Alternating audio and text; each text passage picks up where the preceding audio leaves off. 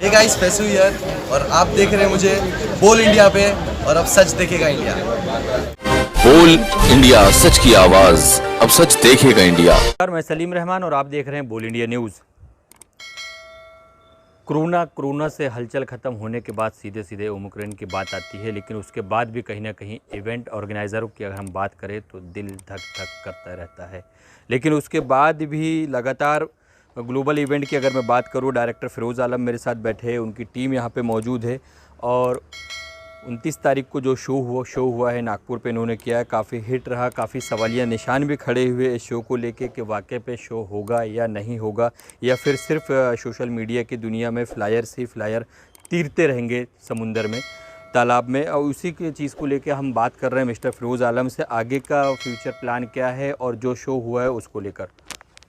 Show बहुत अच्छा रहा और ऑलरेडी हम लोगों ने इसको सोशल मीडिया पे हम लोग को प्रमोट नहीं करना था, और प्रमोशन नहीं करने का कारण बहुत सारा है। क्या ऐसा हम लोग करने पे विश्वास रखते हैं, प्रमोशन पे विश्वास करने की ज़रूरत ही नहीं है। ऑलरेडी बहुत सालों से किया हम लोगों ने बहुत सारे काम।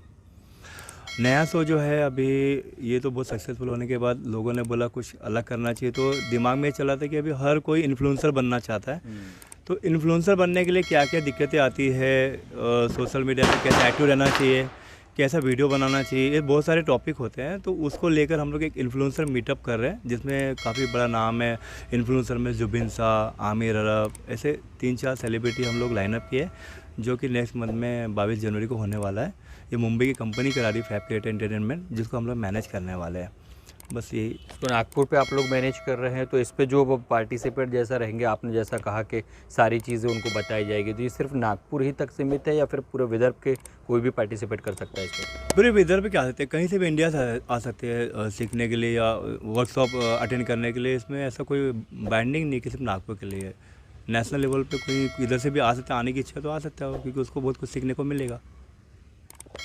कोई भी शो के पीछे शो डायरेक्टर होता है, कोरियोग्राफर होता है, उसकी पूरी थीम रेडी करने के लिए, प्लान बनाने के लिए। क्या कहना चाहेंगे इस इवेंट से, क्या है और आगे भी और पीछे जो आपने अभी तक इवेंट किए हैं, आगे लाइनअप क्या है, और जो इवेंट आपने बैक में अभी तक किए तो क्या प्रॉब्लम्स आती है, क्या कठिनाइयाँ आप लोग को झेलना पड़ता है उस पर? एक तो फिरोज़ सर के बहुत बहुत शुक्र अदा करेंगे हम, क्योंकि फिरोज़ सर का जो भी शो होते हैं बहुत बड़ी अपॉर्चुनिटी मिलती है कोरियोग्राफर्स को। और फिरोज़ सर के प्लेटफॉर्म ये होते हैं कि जहाँ से भी फिरोज़ सर के प्लेटफॉर्म से लोग निकले, कुछ ना कुछ तो झंडे गाड़े हैं। तो हमें तो बहुत खुशी थी। ये कोरियोग्राफी की हम लोगों ने, शो डायरेक्ट किए, कोरियोग्राफी की। मैं शान, मेरा पार्टनर शान, कुछ बोलेंगे? नहीं, शान से तो शान की ही बात पूछते रहेंगे। ये एकेडमी भी चलाते हैं, बता दूं मैं।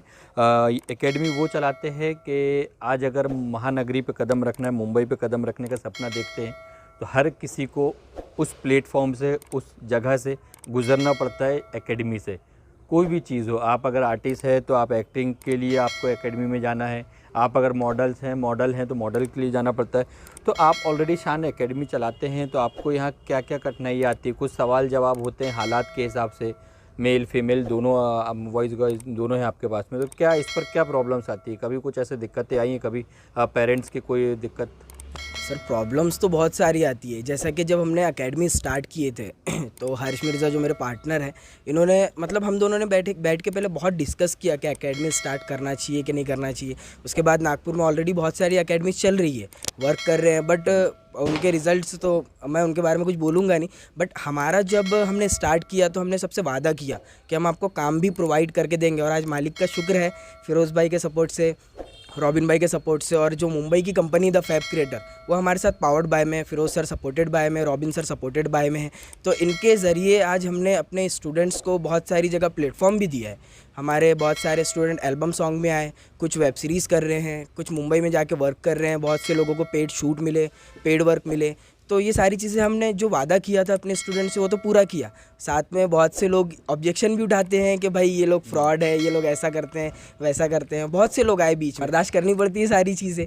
और ये शो से रिलेटेड अगर मैं बात करूँ तो फिरोज़ सर का शो, तो जैसा हर्ष भाई ने बताया कि इनके शो से हर किसी को बेनिफिट मिलता है। हम लोग भी आज इस पोजीशन पे अगर खड़े हुए हैं तो उसका श्रेय जाता है फिरोज़ आलम सर को, जिन्होंने हमारे पीछे बहुत कुछ किया। हमने उनके साथ बहुत सारे शोज़ भी किए। पहले बैक स्टेज करते थे, उसके बाद में मैनेजमेंट किए, उसके बाद में कई जगह कोरियोग्राफी का मौका भी मिला, फिर हमने कोरियोग्राफी भी की। और आज इस मुकाम पे बैठे हैं कि शुक्र है मालिक का कि आज अच्छा खासा नाम बना के बैठे हैं। अभी रिसेंटली जो शो हुआ है फ़िरोज़ आलम साहब का, उसमें आपने पार्टिसिपेट थे आप, क्या कहना चाहेंगे थीम को लेकर? और कुछ अलग से थीम इन्होंने रखा हुआ था इस बार पे, तो क्या कैसा आपका एक्सपीरियंस रहा? मेरा नाम सोफिया सिंह है। मैं भी इस शो में पार्टिसिपेट किया था, मेरा फर्स्ट शो था ये। काफ़ी अच्छा एक्सपीरियंस था।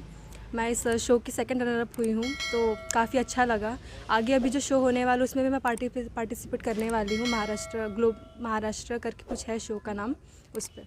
सो काफ़ी अच्छा था ये। इसके अलावा और बाकी भी जो शो होते हैं नागपुर पे या फिर विदर्भ लेवल की अगर हम बात करें, तो अभी तक कोई बड़े शो में अभी तक पार्टिसिपेट किया आपने? नहीं, ये मेरा फर्स्ट शो है जो ग्लोबल इंडिया का। ये भी काफ़ी बड़ा शो था। आगे की जर्नी क्या सोच के रखा है? आगे अब जहाँ तक जाना है चले जाएंगे। मतलब काफ़ी आगे तक करना है मॉडलिंग का ये जो है। जहाँ तक जाना है चले जाएंगे, और चले जाएंगे के लिए ले जाने के लिए फ़िरोज़ आलम है यहाँ पे ग्लोबल इवेंट से। फ़िरोज़, और क्या बताना चाहेंगे? एक तो आपकी जर्नी बताइए, ठीक है, आप इवेंट कर रहे हैं, जैसा हर्ष जी ने कहा, शान जी ने कहा, सारी चीज़ें आप इवेंट के संबंध में रखा, लेकिन एक हल्का सा हम आपकी जर्नी में आते, कैसा आपका स्टार्टअप था? नागपुर की बात किया जाए, बैक स्टेज, फिर बाद में ऑर्गेनाइज़र। नहीं, शुरू से ऑर्गेनाइज़र रहा, बैक स्टेज तो नहीं किया कभी भी। लेकिन जब हम लोग देखते थे कॉलेज के शोज़ होते, प्राइवेट में कोई कंपनी करती नहीं थी, तो हम लोगों ने इनिशिएटिव लिया और अल्हम्दुलिल्लाह हम लोगों ने 12-13 साल हो गए इतने शोज़ का लिए। काफ़ी लोगों को प्लेटफॉर्म दिए, आज बॉलीवुड में काम कर रहे हैं वो लोग। और वो लोग जब हम रिकमेंडेशन करते हैं कि हम फ़िरोज़ सर के स्टूडेंट हैं, तो अच्छा लगता है। बस यही चीज़ें लोगों को जाती है और कोई मार्केटिंग करने की ज़रूरत नहीं पड़ती है, क्योंकि हमेशा कुछ ना कुछ नया कंसेप्ट लेकर ही आते हैं। कोई पुराना चीज़ें लेकर नहीं बैठे रहते कि पहला शो किया तो दूसरा करना है, तीसरा करना है, ऐसा नहीं। हर शो का कंसेप्ट अलग होता है।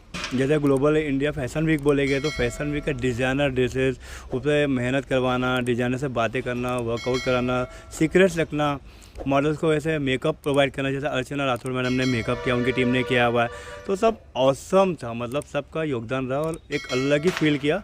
प्राइवेट रखा इसको, फैमिली शो रखा, पब्लिकली नहीं किया इसको। जो गेस्ट थे वो प्राइवेट थे सब थे, और वो अच्छा शो रहा। आगे भी हम आशा करते हैं बहुत अच्छे इवेंट्स हों, आपके शो हों, और जो जनवरी पे होने वाला है फ़िरोज़ आलम का फिर से एक इवेंट विदर्भ लेवल को लेके, कि आपको कैसे बातें करनी है, कैसे मॉडलिंग भी है, उसमें सारी चीज़ें मिक्स हैं। अगर मैं ज़्यादा ही बताऊंगा तो फिर बाद में वो मज़ा ख़त्म हो जाएगा। तो आप जो भी इनके ऑनलाइन रहता है उसमें रजिस्ट्रेशन करिए और आने वाले इवेंट में भी पार्टिसिपेट बनिए। कैमरामैन रिजवान आलम के साथ सलीम रहमान, नागपुर। बोल इंडिया, बोल इंडिया, बोल इंडिया। बोल इंडिया।